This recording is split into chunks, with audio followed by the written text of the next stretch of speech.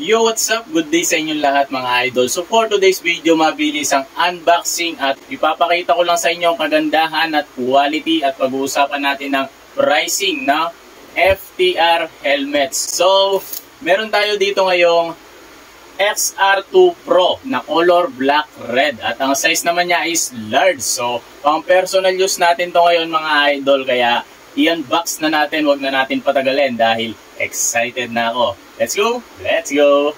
So, syempre, pagbukas natin ang kahon, meron siyang free clear lens. You know? At syempre, meron din siyang free spoiler. You know? Napakaganda niya sa likod, mamaya lalagay natin sa mismong helmet mga idol. So, pag bumili kayo ng FTR helmets, meron na siyang free bag. Ayan, so, ito yung kanyang bag mga idol. So, sa bag pa lang, sulit na, di ba? At syempre, eto na, wag na natin patagalin. I-reveal na natin kagad ang ating FTR helmet.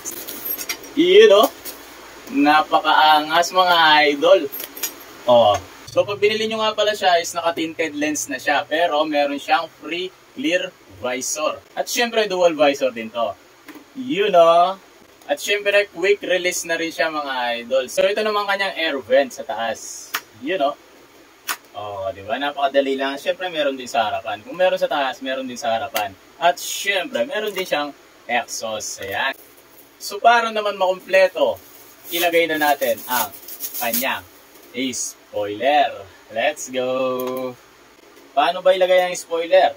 So, tatanggalin lang natin ang 4 na tornilyo. So, meron siyang free Allen wrench at 2 bolts para sa kanyang spoiler. So, nailagay na natin ang kanyang napakaangas na visor mga idol. Look! Yun o. Diba? Nakumpleto ng angas ng FTR helmets natin. At excited na ako mga idol. Siyempre, ito ang unang pagsuot natin sa kanya. No? So, try natin i-fit sa atin kung goods or sakto nga lang ba ang ating large size. Ayan. So, paano nga ba tamang pagsuot ng helmet? Ayan, siyempre, konting idea lang. So, itong dalawang strap mga idol, no? Ayan. So, ibubukan nyo lang yan. Tapos, mauuna sa likuran. Yan. O, diba? Para suwabe yung pasok ng helmet. So, naka-memory foam na rin pala ito mga idol. No? So, sakto-sakto large size. So, ang ganda ng fitting niya sa loob, no? So, large size is sakto-sakto lang talaga. So, try natin ngayon dual visor. Yun. So,